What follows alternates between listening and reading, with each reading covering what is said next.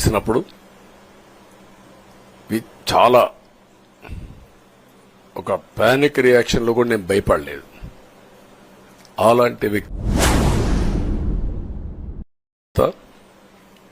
ఇలాంటి కౌరవ సభలో ఉండడం కరెక్ట్ కాదని అసెంబ్లీలో చెప్పి దానికి కూడా మైక్ ఇవ్వకపోతే చెప్పేసి బయటొచ్చి ప్రెస్ కాన్ఫరెన్స్ చెప్పి అనౌన్స్ చేశాను.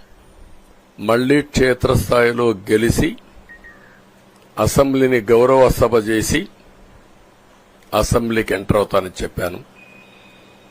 నేను ఏదైతే ఆ రోజు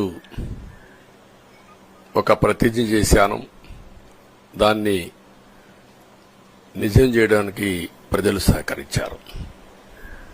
మామూలుగా సహకారం కాదది. నేను ఇన్ని సంవత్సరాలు చాలాసార్లు చాలా ఎలక్షన్లు గెలిచాం, కొన్ని ఎలక్షన్లో ఓడిపోయాం.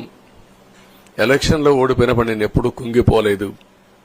ఎలక్షన్లో గెలిచిన తర్వాత గంతులేయలేదు.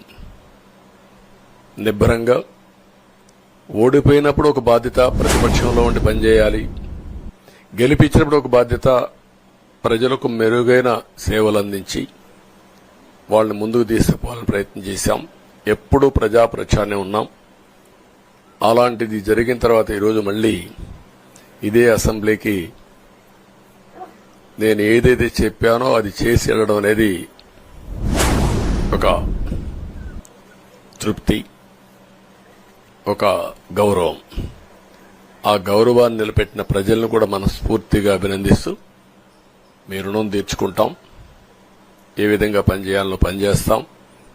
మీ ఎక్స్పెక్టేషన్స్ ప్రకారం పనిచేసి అయితే ఎప్పటికప్పుడు మీరందరూ కూడా మేము ఓటేశాం, మా పని అయిపోయింది, ఇంకా మీరు చూసుకోండి కాకుండా ఎప్పటికప్పుడు మమ్మల్ని నడిపించే బాధ్యత, మాకు సహకరించే బాధ్యత, మళ్లీ రాష్ట్రంలో ఉండే ప్రజలందరం బాగుపడాలంటే ఏం చేయాలో మేము చేసినప్పుడు ఎప్పటికప్పుడు ఫీడ్బ్యాక్ ఇచ్చి నడిపించే బాధ్యత తీసుకోవాల్సిందిగా వారిని కోరుతున్నా.